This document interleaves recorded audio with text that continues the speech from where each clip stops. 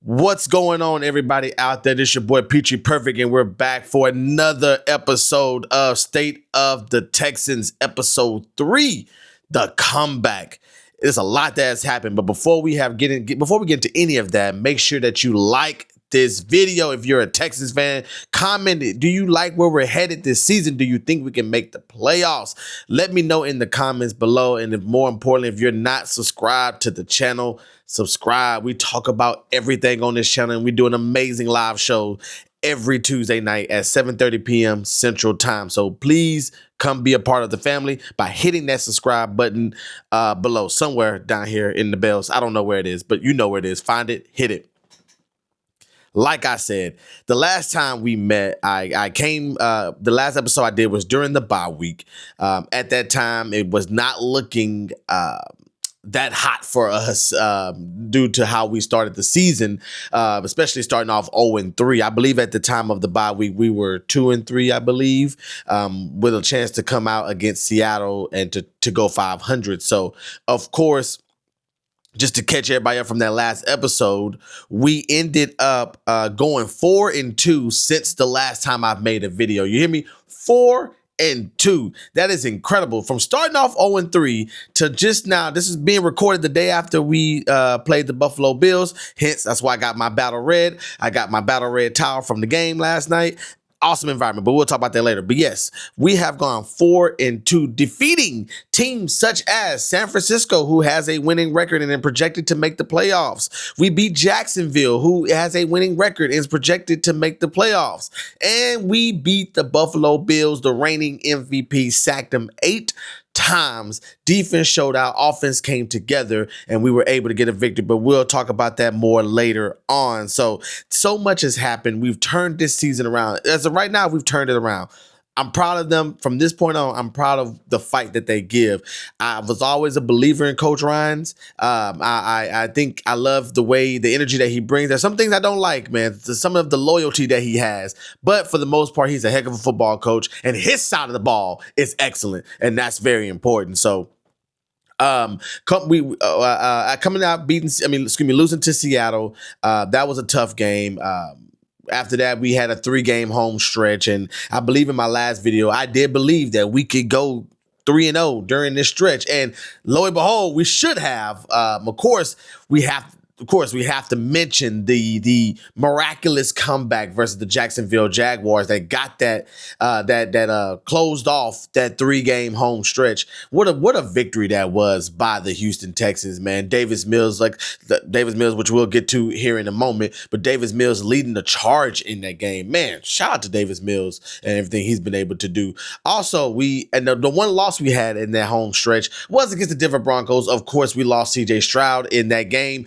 Davis Mills comes in about the beginning of the second quarter, and we end up losing that game off a game-winning field goal. We was leading the entire game, I believe, until that field goal. So the Broncos are the hottest team in football right now, but we should have been put that fire out a long time ago. So nonetheless, a game-winning field goal is how we lost in this home stretch. So we were able to go 2-1, of course, then beating Tennessee, and then last night coming home for Thursday night Amazon Prime game against the Buffalo Bills. So like I stated earlier, back in the Denver game, we did lose that game. Davis Mills did come in. CJ Stroud was injured, got a concussion from running and then sliding. It slid a little late, and the defender hit him, which was really an illegal hit, should have been penalized, but nonetheless did take CJ out, which put him on concussion protocol. And of course, Davis Mills has stepped in that game. He wasn't able to get the victory in that game, but he was able to win his 3 starts. So Davis Mills is 3-0 since he has took over the starting role the starting quarterback role for the Houston Texans. Of course, winning big games like this, it does open up the question now. Do you go back to CJ, who should be able to play against the Indianapolis Colts? So that is the question that's going on right now. Do you start CJ Stroud? I'm going to tell you my opinion. I say you have to go back to your starting quarterback. Davis Mills has stepped in. Davis Mills has been serviceable. Davis Mills has been awesome. But I do think Davis Mills will resort back to what we know him as. I've always thought Davis Mills was a great quarterback. Maybe let me not say great. I always thought Davis Mills was a good quarterback. He had moments then when he was starting that he showed very, very promising skills. The problem is he was not consistent. You'll give me great game, good game, bad game, great game, good game. It was all over the place, and we needed some more consistency at that position if we were going to get to where we were going to. Now, hence, he didn't have this type of defense. He didn't have this type of offense for the most part either, as far as skills players either. So, shout out to Davis Mills, but yes, you have to go back to CJ in this situation. But what I will say though for CJ Stroud is that the pressure is going to be on him hotter than he's ever felt before, because this offense was stale in the first couple weeks. Yeah, they got a little momentum against Tennessee. Yeah, they had a little momentum against the 49ers. But for the most part, this offense has been stale. It's been hard to watch and difficult to run. And a lot of people are blaming CJ. A lot of people blaming the offensive line. A lot of people are blaming the offensive coordinator. But since CJ has been out, the offense hasn't been just stellar, but the offense has been better and has been putting up points. We was able to put up 23 last night against the Buffalo Bills, which was a great number for us, because had we put up 14 or 13 or 16 or 9 like we did in the previous games, we would have lost that game too when the defense played an amazing game. So what's the difference? Is it Davis Mills? Is he better at conducting the line of scrimmage? At controlling the line of scrimmage. He's making hotter, quicker reads. Quicker reads helps your offensive line. They don't have to hold for as long. So I don't know what changed. Maybe Nick Caley's just getting better at calling plays and sticking with his run. We'll know. But when CJ Stroud comes back, he is going to have to play well, because what's going to happen is if he starts to regress and we go back to being a stale offense, you're going to get the question, should the Texans go back to Mills? You're going to start to get the questions, should you pay CJ Stroud as much money as all these other quarterbacks? Dak Prescott's at $65 million. CJ Stroud, is he going to be worth that? These are questions that you're going to need the answers to. And CJ Stroud is going to have to win a big game on the back half of this schedule, which we'll get to when we get to our playoff portion of this video. So all in all, you have to go back to CJ. He is your starting quarterback. But Davis Mills, I do believe that win last night versus the Buffalo Bills have earned you the right to go compete for a starting job next season on another team. So congratulations to you, Davis Mills. The Texans defense, man, has been phenomenal. The Texans defense has been swarming. They've been flying. They've been hitting hard, playing physical. We have two of the best pass rushing, we have one of the best pass rushing duos in all of pro football. These boys, Will Anderson and Danielle Hunter, they just look like kids out there the way they are feasting. Not only giving Josh Allen the highest sack number, the highest career sack number he had in his entire career with 8. He has never been sacked that many times. I know I kind of messed that all up when I said it, but he has not been sacked that many times ever in his career. 8 sacks. The boys were swarming last night. The boys have been swarming for the season. Danielle Hunter started off this season slow, but has come on the scenes in an explosive way. Will Anderson has a strong case to be the defensive player of the year. Myles Garrett is having a heck of a season so far. Myles Garrett is the front runner, I believe, for that award. But we'll see what happens on the back half of this season. Because if Will continues to impact games and we get in the playoffs, look out, folks. We could have another defensive player of the year on our team. And that's going to be exciting moving forward. But you're going to have to pay Will, and you have to pay CJ. I think you should get the highest at that quarterback position, which I think is $65 million a year, and get the highest at the defensive end position, which was Micah at 47. Add that number up, and they should just split it evenly, because we'll need some of that CJ Stroud money as well. The question for this Houston Texans defense that I had going into this Buffalo Bills game was, what will they do against a high-scoring, high-potent offense? The Bills were the number 2 offense in the NFL. We played number 1 offense in the NFL in Indianapolis Colts next, but the Bills were the number 2. going up against number one defense. I think it's safe to say that we won that battle.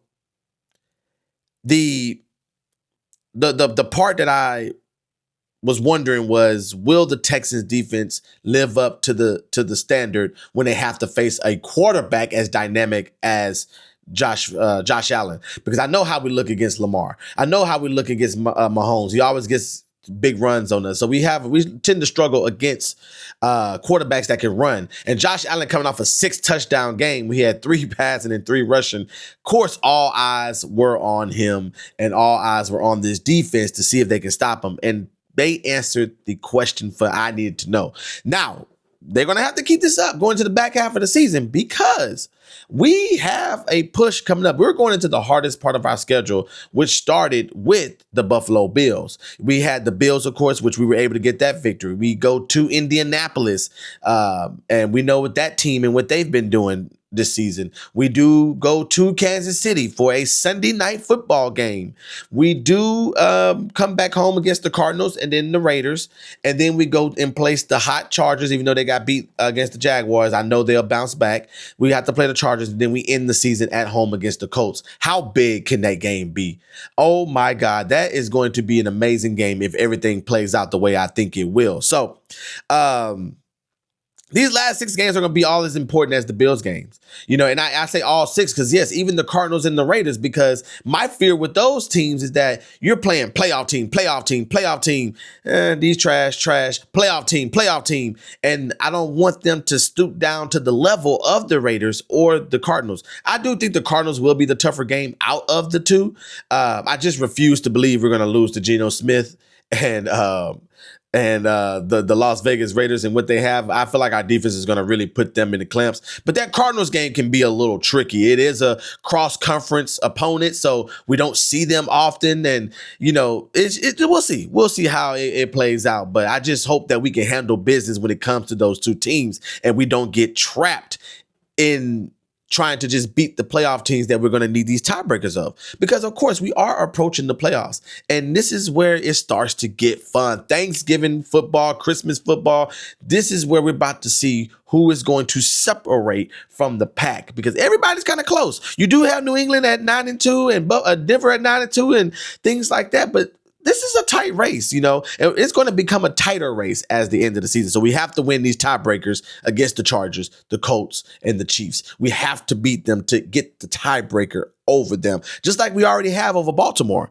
Because we was able to beat Baltimore, now they're making a surge. If it comes down to wild card spots, we need the tiebreaker. So that's why all these games are going to be important. Of course, we win out, we're in. That's the best case scenario. The best case scenario, we win out, we end the season 12-5. We are going to be, if we was to go 12-5, we would have beaten all those teams, which possibly could mean we would be a first or a second seed, depending on how other things go. That is the absolute best case scenario. A more realistic scenario, or more a scenario that I do believe that we can really pull off, is us going 4-2. I do see a 4-2 stretch because these are some big games coming up. The Colts, not only are they a good football team, they're also our division rivals. So that can be, we don't know how that game's going to go because record goes out the window when you're talking about a rivalry game. So, I do see us going 4-2, and we finishing with the record that we finished the last 2 seasons, and that's 10-7. Okay, that give us a little wiggle room. I do think if we beat the right teams, like if we can beat not Kansas City really, if we can beat the Colts and we can beat the Chargers teams that are ahead of us in the polls, I do think we'll have enough tiebreakers with the Bills and the Ravens that we can get in the playoffs at 10-7, even if we don't win the division. So, and in the worst case scenario, what I'm praying that does not happen is that we go 2-4 in this stretch and you see a decline in the offense. I know the defense is going to do their thing. If we go 2-4, that means the offense did not come to play. The sweet number that I think we need to get to is about 22 points, 22.5, 22, 23 kind of points is where I like to see us at. If we can get to that, we shouldn't lose any game, because our defense is going to be able to control most of the game for a lot of teams that we play. So those are my 3 scenarios that I can see happening in this back half of the season. Because if we can go 4-2 or win out, I promise you, this can be one of those teams and runs that you can go on to get to to the Super Bowl. With no Baltimore, no Kansas City, and you own Buffalo. This would be a good team. I'll take my chances playing the Denver Broncos again. I'll take my chances playing the New England Patriots and Drake May. I'll take my chances playing the Jacksonville Jaguars or the Chargers.